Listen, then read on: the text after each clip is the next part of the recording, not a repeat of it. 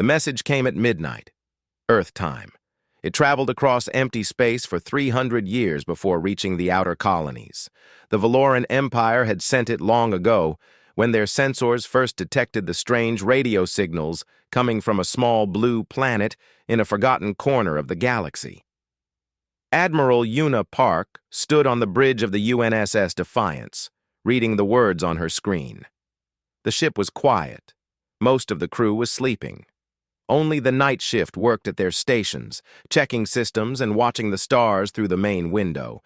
The message was simple: surrender all ships, destroy all weapons, accept Valoran rule. Do this within 30 cycles, or face complete destruction.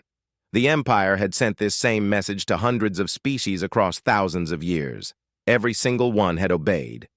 Those who refused no longer existed. Una read the message again. Then she started to laugh. Captain Do-hyun Kim walked onto the bridge with 2 cups of coffee. He was a tall man with tired eyes and gray hair at his temples. He had served under Una for 15 years, through the Mars Rebellion and the Titan Siege. He knew that laugh. It meant trouble for someone, and it would not be them. "Something funny?" he asked, handing her a cup. "The Valoran Empire demands our surrender," Una said. She turned the screen so he could read it. "They say they have 800 warships coming to our border. They say resistance is foolish." Do-hyun read the message slowly. He sipped his coffee. His face showed nothing, but his eyes grew hard. "They do not know us very well, do they?" "No," Una agreed. "They do not." She stood up from her chair and walked to the main window. Outside, the stars burned cold and distant. Somewhere out there, an alien empire was preparing to crush humanity like an insect. They had done it before to countless others. They expected humans to be the same. They were wrong. Una thought about Earth. She thought about the planet that had created her species. It was a death world by galactic standards. The gravity was crushing. The weather was violent. The animals were savage. Even the bacteria could kill. Humans had not evolved in paradise. They had clawed their way to the top of a world that tried to murder them every single day. And they had won. "Wake the crew," Una ordered. "All hands on deck. I want a full briefing in 1 hour." The ship came alive. Lights turned on in every corridor. Soldiers rolled out of their beds and pulled on their uniforms. They moved with quick, practiced motions. These were not new recruits. They were veterans who had fought in humanity's civil wars, who had survived the brutal conflicts that united Earth under one government. In the briefing room, Una stood before 200 officers. She told them about the message. She told them about the Valoran Empire and its 12,000 years of conquest. She told them that alien ships were coming to destroy everything they loved. No one looked afraid. They looked angry. "The Valoran think we will surrender," Una said. "They think we are like the other species they have crushed. Weak, soft, easy to break." She paused and looked at her crew. "They have made a terrible mistake." Lieutenant Ji Woo Han raised her hand. She was young, barely 30. But she had already earned 2 medals for bravery.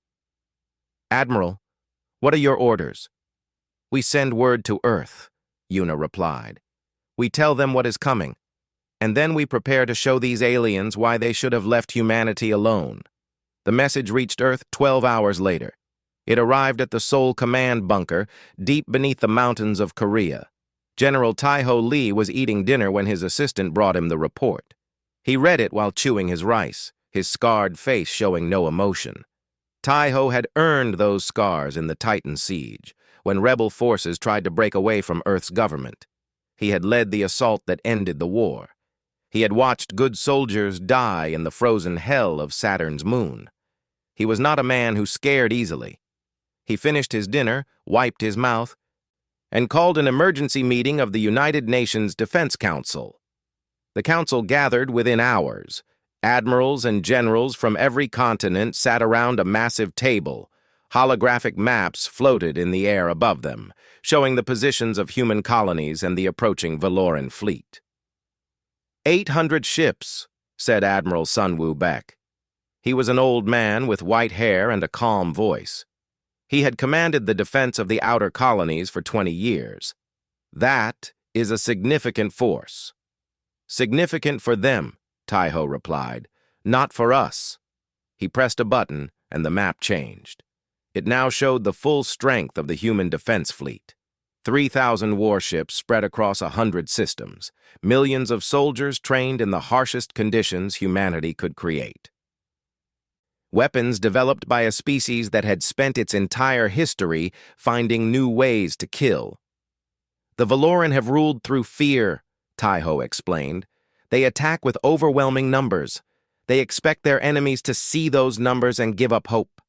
That strategy works against species who have never known true war. He looked around the table, meeting each pair of eyes. Humans invented true war. We have been fighting each other since before we had words to describe it. We turned murder into an art form. We built weapons that could crack planets in half. He smiled, and it was not a kind smile. These aliens have no idea what they are walking into. The council voted to fight.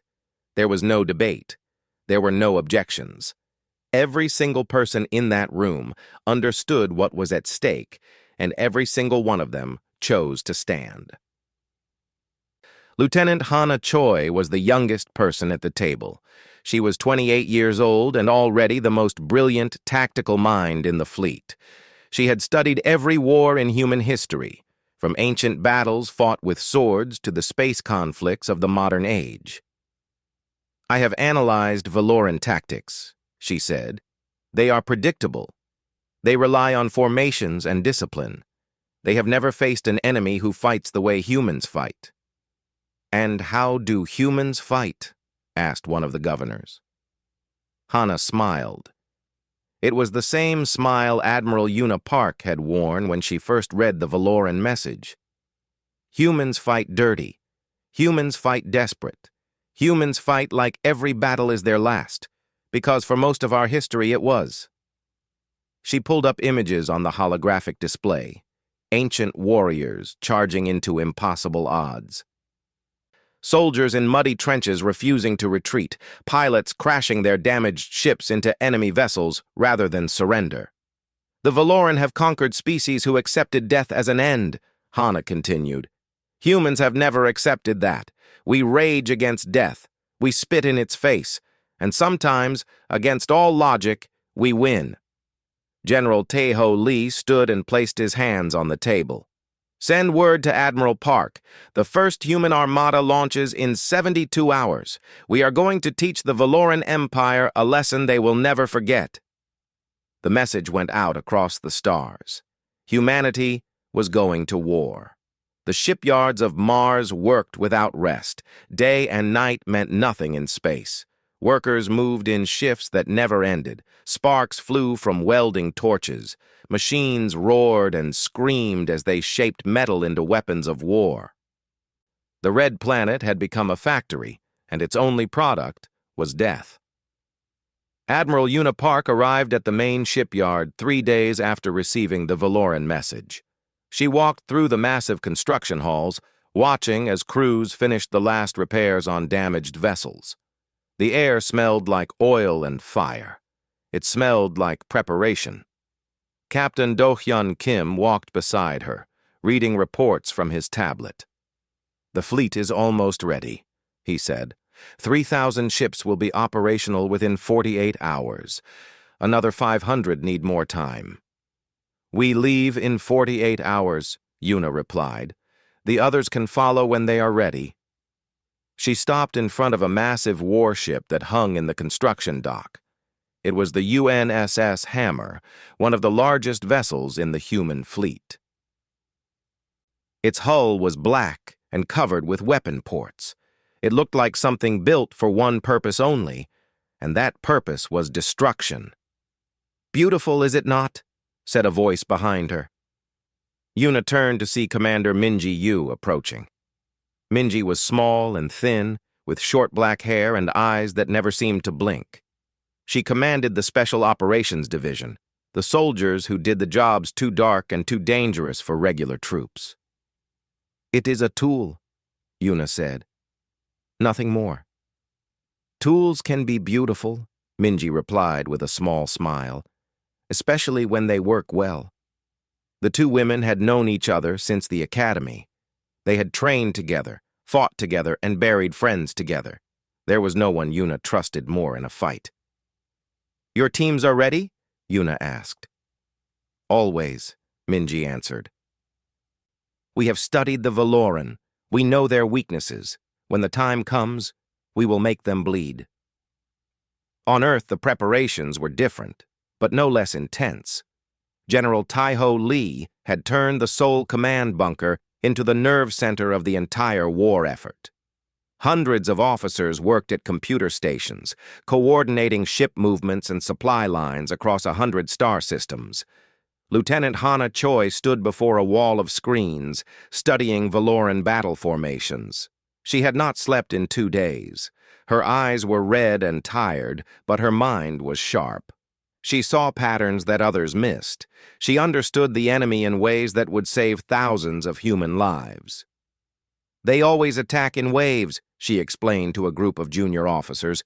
"First wave tests the enemy defenses. Second wave exploits any weakness. Third wave finishes the job. They have used this pattern for thousands of years." "Because it works," said one of the officers. "It works against enemies who fight the same way," Hana agreed. "But humans do not fight the same way. We adapt. We change. We do things that make no logical sense, and somehow we survive." She pulled up a historical battle on the screen. It showed a small group of human soldiers defending a mountain pass against an army 10 times their size. They had fought for 3 days without food or water. They had died to the last person. But they had held the pass long enough for reinforcements to arrive. "This is who we are," Hana said. "We do not calculate odds. We do not accept defeat. We fight until we cannot fight anymore, and then we fight some more." The Valoran have never faced anything like us. Across the human territories, similar scenes played out. On the colony of New Seoul, young men and women lined up at recruitment centers. They were farmers and factory workers, teachers and engineers.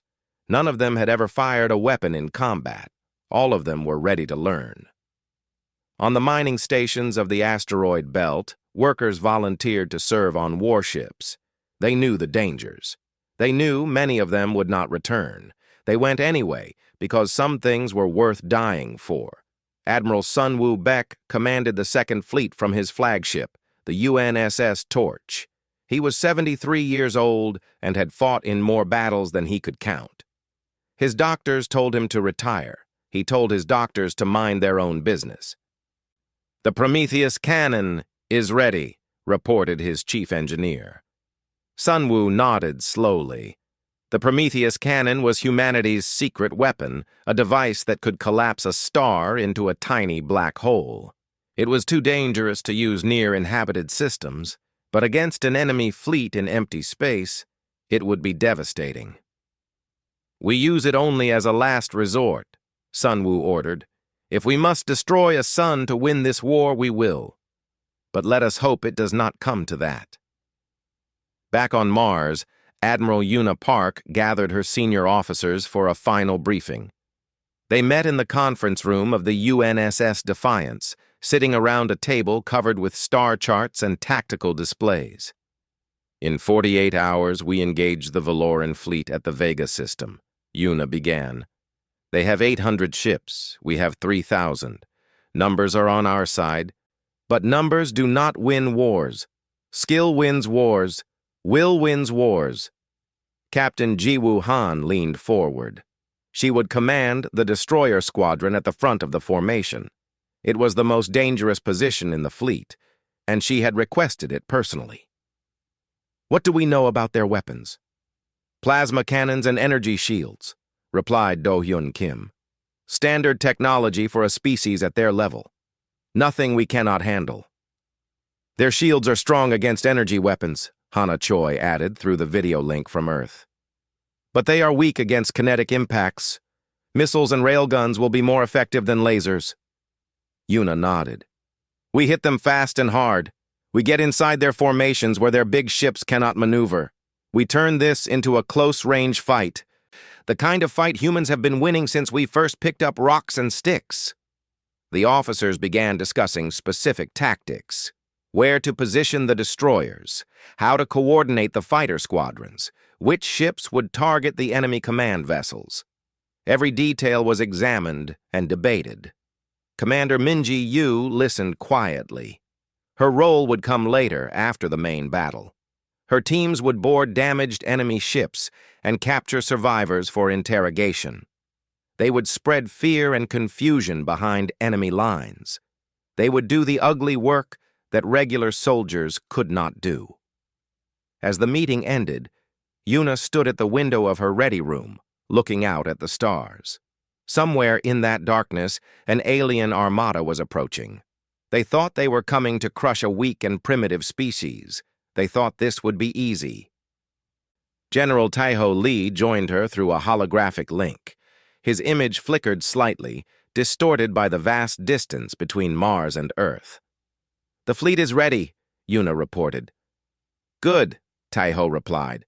Remember, Admiral, we are not just fighting for survival. We are fighting to show the galaxy who we are. Win or lose, the Valoran will never forget the humans. Yuna smiled. They will remember us, she promised. I will make sure of it. The countdown began. 48 hours until the first human armada launched into the void. 48 hours until humanity met its greatest challenge. 48 hours until the universe learned why you should never threaten the children of Earth. The storm was gathering, and it would shake the stars. The Vega system was empty. No planets, no stations. Just a dying red star and millions of kilometers of nothing. It was the perfect place for a battle, and both sides knew it. High Commander Thane stood on the bridge of his flagship, the Eternal Conquest. He was tall for a Valoran, with gray skin and 4 eyes that glowed faintly yellow. He had commanded the Empire's fleets for 200 years. He had destroyed 17 species who refused to submit. He expected humans to be number 18. The enemy fleet is approaching, reported his sensor officer. 3,000 vessels, smaller than ours, primitive designs. Thane made a sound of contempt. Primitive indeed. They fly in disorder like animals. No proper formations, no discipline. He studied the human ships on his display screen. They were ugly things, all angles and sharp edges. Nothing like the smooth, elegant curves of Valoran engineering. They bristled with weapons like angry insects, as if their builders cared only about destruction and nothing about beauty. Open a communication channel, Thane ordered. Let us give these creatures one final chance to surrender. The channel opened. On the screen appeared a human female with dark hair and calm eyes. She sat in a command chair surrounded by her officers. None of them looked afraid. If anything, they looked almost amused. Primitive beings, Thane began, his voice carrying the weight of imperial authority. You face the might of the Valoran Empire. We have crushed 1,000 worlds. We have ended civilizations older than your entire species. Surrender now, and your deaths will be merciful. Resist, and you will be erased from the universe. He waited for the fear. He waited for the begging. He had seen it 100 times before. The pleading, the crying, the desperate offers of submission. It always came. The human female started laughing. It was not nervous laughter. It was not hysteria. It was the deep, genuine laugh of someone who had just heard an excellent joke. Around her, other humans began laughing too. Even the officers at their stations were smiling. You want to know something about humans, Commander? The female said when her laughter faded. We did not crawl out of our oceans and conquer our planet because we were the strongest or the fastest. We did it because we are too stubborn to die and too angry to quit. Before Thane could respond, she cut the transmission. The screen went dark. For a long moment, the Valoran bridge was silent. "Hi, Commander?" asked his first officer uncertainly. "Your orders?" Thane felt something strange, something he had not felt in centuries. It took him a moment to recognize it. It was doubt. He crushed it immediately. "All ships forward," he commanded. "Standard attack pattern. We will teach these animals the price of defiance." The Valoran fleet began to move. 800 warships, each one a masterpiece of Imperial engineering, advanced in perfect formation. Their shields glowed with power, their weapons charged with deadly energy. They were a wall of death moving through space. Admiral Una Park watched them come from the bridge of the Defiance. Her heart was pounding, but her hands were steady. This was what she had trained for her entire life. This was why she existed. "All ships," she said calmly into her communicator. "Execute attack pattern Wolf." The human fleet surged forward. It made no sense to Valoran eyes. Instead of maintaining distance and exchanging fire like civilized species, the humans charged directly at the enemy formation. They flew like madmen, weaving and spinning, presenting no easy targets. They moved not as a fleet, but as a swarm of angry hornets. Captain Jiwoo Han led the destroyer squadron at the front. Her ship, the Indomitable, was first into the enemy lines. Plasma blasts flashed past her windows. Energy beams carved through space around her. She did not slow down. She did not turn aside. "Fire everything," she ordered. The Indomitable's weapons spoke. Railguns launched metal slugs at incredible speed. Missiles streaked toward enemy hulls. Laser batteries carved burning lines across Valoran shields. All around her, other destroyers did the same. The Valoran had expected the humans to break against their shields like waves against a cliff. Instead, the humans broke through. They got inside the formation, where the big Valoran ships could not fire without hitting each other. They turned the battle into chaos. "They are too close," shouted a Valoran captain. "I cannot fire without hitting our own ships." "What are they doing?" demanded another. "This is insanity." It was not insanity. It was human tactics. Get close, hit hard, make the enemy fight on your terms, not theirs. It was how humans had fought since the first caveman realized that a bigger opponent was helpless if you could get inside his reach. High Commander Thane watched in disbelief as his fleet began to crumble. Ships that had survived 100 battles were being torn apart by these primitive creatures. His careful formations collapsed into confused masses of vessels trying not to hit their own allies. "Pull back," he ordered. "Regroup at the secondary position." But the humans did not let them regroup. They pursued like wolves chasing wounded prey. Every time a Valoran ship tried to create distance, a human destroyer was there to close the gap. Every time a damaged vessel tried to retreat, human missiles found it. Commander Minji Yu led her special operations team in a small, fast ship. While the main battle raged, she slipped through the chaos toward a damaged Valoran cruiser. Its engines were dead. Its weapons were offline. Its crew was still alive.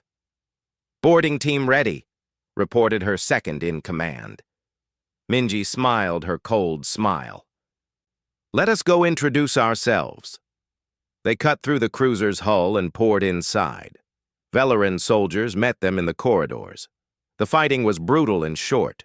Humans had been killing in close quarters for 1,000,000 years. The Valoran, used to clean battles fought at a distance, were not prepared. When it was over, Minji stood on the captured bridge. The surviving Valoran officers knelt before her, their 4 eyes wide with fear. "You will tell your people what happened here," Minji said quietly. "You will tell them that the humans are coming. You will tell them that no fleet, no army, no empire can stop us. Do you understand?" The officers nodded frantically. Minji released them in an escape pod and watched it fly toward the retreating Valoran fleet. Fear was a weapon too, and she knew how to use it. By the time the battle ended, the Valoran had lost nearly 300 ships. Human losses were less than 50. High Commander Thane fled with what remained of his fleet, his 4 eyes haunted by what he had witnessed. Admiral Una Park stood on her bridge, surrounded by the wreckage of victory. Her crew was exhausted, but alive. Her ships were damaged but functional. The first battle was won. "Send word to Earth," she ordered. "Tell General Lee that we are coming. Tell him the Valoran have learned their first lesson." Do-Yun Kim nodded and turned to his station. Then he paused. "Admiral, what lesson is that?" Una looked out at the stars, at the distant lights of the fleeing enemy fleet. "Never threaten a human," she said. "We take it personally." The news of the defeat at Vega spread through the Valoran Empire like fire through dry grass. For 12,000 years, their fleets had been invincible. For 12,000 years, every species they faced had either surrendered or been destroyed. Now, for the first time, they had lost. Emperor Cole sat on his throne in the great palace of Valora Prime. He was ancient, nearly 1,000 years old, his gray skin wrinkled and his 4 eyes dim with age. He had ruled the empire for 6 centuries. He had never known failure. "Explain this to me," he said, his voice cold as ice. "How did a primitive species destroy 1/3 of our fleet?" High Commander Thane knelt before him, his head bowed in shame. "They fought without logic, my Emperor. They ignored all rules of warfare. They charged into our formations like animals. We were not prepared." "Not prepared?" Cole's voice rose. "The Valoran Empire has conquered the galaxy. We have crushed civilizations that existed before these humans learned to make fire. And you tell me we were not prepared?" Thane had no answer. The truth was something he could barely understand himself. The humans had won not despite their primitive nature, but because of it. They fought with a fury that made no sense to Valoran minds. They did not calculate risks. They did not weigh costs. They simply attacked and kept attacking until one side was destroyed. "Send for more ships," Cole commanded. "Call every fleet from every corner of the Empire. If these humans want war, we will give them war. We will bury them in ships until they drown." But even as the Emperor gave his orders, the humans were not waiting. Admiral Una Park pushed deeper into Valoran space with each passing day. Her fleet had grown to 4,000 ships as reinforcements arrived from Earth. They struck like lightning, hitting supply stations and military outposts, then vanishing before the Valoran could respond. Lieutenant Hana Choi had been promoted to captain and given command of the tactical division. She directed the fleet's movements from a massive holographic map, identifying targets and predicting enemy responses with frightening accuracy. "They are gathering their forces at the Corral system," she reported during a strategy meeting. "At least 2,000 ships, maybe more. They plan to stop us there." "Then we go around them," said Admiral Sun Woo Baek. His second fleet had joined Yuna's forces, bringing with them the terrible Prometheus cannon. "Hit their supply lines, cut off their reinforcements, make them fight our way." Una nodded. "Agreed. But we also need to break their spirit. Destroying ships is not enough. We need them to fear us so much that they lose the will to fight." Commander Minji Yu smiled at those words. "Leave that to me." In the weeks that followed, strange things began happening across Valoran space. Military bases went silent without warning. Ships disappeared without a trace. Officers woke to find messages carved into the walls of their quarters, words in the human language that no one could read, but everyone understood. Minji's special operations teams moved like ghosts through enemy territory. They did not always kill. Sometimes they just watched, letting themselves be seen for a moment before vanishing. The message was clear. "We can reach you anywhere. We can touch you anytime. Nowhere is safe." A captured Velaran officer was returned to his people with a story that spread through the Empire within days. He described humans who smiled while fighting, who laughed while dying, who thanked their enemies for good battles even as they destroyed them. "They are not like us," the officer told anyone who would listen. "They are not like any species we have ever faced. They do not fight to win. They fight because fighting is what they are. War is in their blood. Death is in their hearts. And they are coming for all of us." General Taeho Lee received regular reports from the front. He read them in his office in the Seoul command bunker, his scarred face showing no emotion. The war was going well. Human losses were light. Velaran losses were heavy. By every measure, humanity was winning. But Taeho was not satisfied. "We are not here just to win," he told his staff. "We are here to end this forever. The Valoran must understand that attacking humanity was the worst mistake they ever made. They must carry that lesson for the rest of their history." Captain Hana Choi had been thinking the same thing. "We need a decisive victory," she said. "Something so overwhelming that they will never think of challenging us again." "The Prometheus cannon," suggested one of the officers. Taeho shook his head. "Too destructive. We want them to fear us, not hate us. There is a difference." It was Hana who found the answer. She had been studying Valoran culture for months, learning their history and their beliefs. She discovered that the Velaran considered their homeworld sacred. Valora Prime was not just a capital, it was the birthplace of their species, the center of their civilization, the symbol of everything they believed in. "We do not destroy it," Hana explained. "We surround it. We show them that we could destroy it if we wanted to, but we choose not to. We prove that we are not monsters. We prove that we are something worse. We are conquerors who show mercy." Admiral Una Park received the plan and understood immediately. "We bypass all their defenses," she said. "We ignore their fleets. We go straight for their heart and hold a knife to it. Then we offer them a choice." The operation was called Falling Star. 5,000 human ships moved through Valoran space in a series of coordinated jumps that left enemy commanders confused and helpless. They did not stop to fight. They did not respond to challenges. They simply moved forward, always forward, toward Valora Prime. High Commander Thane tried to intercept them with his rebuilt fleet. The humans avoided him. He tried to predict their path and set up ambushes. The humans went around him. He tried everything he knew, every tactic he had learned in 2 centuries of warfare. Nothing worked. "They are toying with us," he realized with horror. "They could destroy us any time they wanted. They are choosing not to." Emperor Cole watched from his throne as the human fleet appeared in the sky above his world.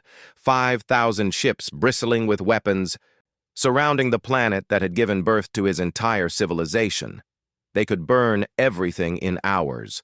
They could end 12,000 years of history with a single command. Instead, they waited. A message came from the human flagship. It was Admiral Una Park, her face calm and her eyes steady. "Emperor Cole," she said, "we are not here to destroy you. We are here to teach you. Look at our ships. Look at our weapons. Look at what we could do to your world and your people." She paused, letting her words sink in. "Now understand this. We choose not to. We choose mercy. We choose to offer you a chance that you never offered any of the species you conquered. We choose to be better than you." The Emperor stared at the screen, his ancient eyes filled with something he had never felt in 600 years of rule: fear. The sky above Valora Prime was filled with human ships. They hung in orbit like a crown of steel and fire, their weapons pointed at the ancient cities below. Emperor Cole stood at the window of his palace, watching his people's doom float silently in the darkness. For 3 days, nothing happened. The humans made no demands. They fired no weapons. They simply waited, letting the threat of their presence speak louder than any words. On the fourth day, Admiral Una Park transmitted her terms. "We do not want your empire," she said. "We do not want your worlds or your resources or your people. We want something much simpler. We want you to understand." Emperor Cole listened in his throne room, surrounded by his advisors and generals. High Commander Thane stood among them, his 4 eyes fixed on the floor. He had failed to stop the humans. He had failed to protect his emperor. He expected to be executed for his failure. "Understand what?" Cole asked. "That the universe does not belong to the strong," Una replied. "It belongs to those willing to fight for it. You built your empire on fear. You crushed species who never had a chance. You called yourselves masters of the galaxy, but you were just bullies who never met anyone who could hit back." She leaned forward in her command chair, her eyes hard. "Now you have met us. Now you know what it feels like to be helpless. Now you understand what every species you ever conquered felt when your ships appeared in their sky." The transmission continued. Una outlined her terms. The Valoran Empire would not be destroyed. It would be transformed. Human advisors would help them rebuild their military into a defense force instead of a conquest machine. Human teachers would share knowledge and technology. Human diplomats would help them join a new galactic community based on cooperation instead of domination. "You can refuse," Una said. "You can fight us until the last Valoran is dead. That is your right. But I do not think you will. I think you have learned something in these past weeks. I think you have learned that there are worse things than losing a war." Emperor Cole was silent for a long time. Around him, his advisors whispered among themselves. Some wanted to fight. Some wanted to surrender. Some wanted to simply flee and hope the humans would go away. Finally, the ancient emperor raised his hand for silence. "I have ruled this empire for 600 years, he said. "I have ordered the deaths of billions. I have watched civilizations burn because they dared to resist us. I thought I understood power. I thought I knew what strength meant." He looked up at the ceiling, as if he could see through it to the ships above. "I was wrong. True strength is not the ability to destroy. It is the ability to choose not to. These humans have taught me something I never learned in all my centuries of rule. Mercy is not weakness. It is the greatest strength of all." He turned to face his advisors. "We accept their terms." The announcement spread across Valoran space within hours. The war was over. The Empire had surrendered. But it was not the end that anyone had expected. There was no destruction. There was no punishment. There was simply change. Commander Minji Yu landed on Valora Prime 3 days later. Her job was finished. The fear she had spread through the Empire had done its work. Now it was time for others to build something new. She met with Valoran officers who had once been her enemies. She shook hands with soldiers who had tried to kill her. It was strange, she thought, how quickly hate could turn to respect when both sides recognized the same fire in each other's eyes. Captain Hana Choi became the first human ambassador to the Valoran people. She had studied their culture to defeat them. Now she used that knowledge to help them heal. She learned their language, ate their food, and listened to their stories. She discovered that beneath the conquest and the cruelty, they were not so different from humans after all. "They were afraid," she reported back to Earth. "They conquered because they were afraid of being conquered. They destroyed because they were afraid of being destroyed. Fear made them into monsters. Perhaps understanding will make them into friends." Admiral Sunwoo Baek returned to Earth with his second fleet. The Prometheus cannon was locked away in a secret location, hopefully never to be used. He retired to a small house by the sea and spent his remaining years teaching young officers the lessons he had learned. "War is easy," he would tell them. Peace is hard. Anyone can destroy. Only the truly strong can build. Remember that, and you will be worthy of the uniform you wear. General Taeho Lee stayed in the Seoul Command bunker long after the war ended. He had more work to do. The galaxy was full of other empires, other threats, other species who might one day look at humanity and see easy prey. His job was to make sure they thought twice. "We showed them mercy," he told his staff, "but mercy must have teeth. The Valoran surrendered because they knew what we could do to them. Every species in the galaxy must know the same thing. Cross humanity, and we will respond. Hurt our people, and we will hurt yours. Peace through strength. That is how we survive." Captain Do-hyun Kim took command of a new ship, the UNSS Unity. It was the first vessel built jointly by humans and Valoran engineers. Its crew was mixed, with officers from both species working side by side. It was a symbol of what the future could hold. Captain Ji-woo Han stayed with the fleet. She had tasted battle and found that she was good at it, but she no longer fought for destruction. She fought to protect. She patrolled the borders of known space, watching for threats, ready to defend the peace her people had won. And Admiral Yuna Park? She returned to Earth when her work was done. She handed command of the First Fleet to Do-hyun and took a transport back to the world that had created her species. She did not want parades or medals or statues. She wanted something much simpler. She rented a small apartment in Busan, overlooking the sea. Every morning she walked along the beach and watched the waves break against the shore. Every evening she sat on her balcony and looked up at the stars. Sometimes she thought about the war. She thought about the battles she had won and the lives she had taken. She thought about the Valoran Emperor, kneeling before a force he could not defeat, choosing peace because he had finally learned what humans knew from the beginning. Survival was not about being the strongest. It was about being too stubborn to quit, too angry to surrender, too human to give up.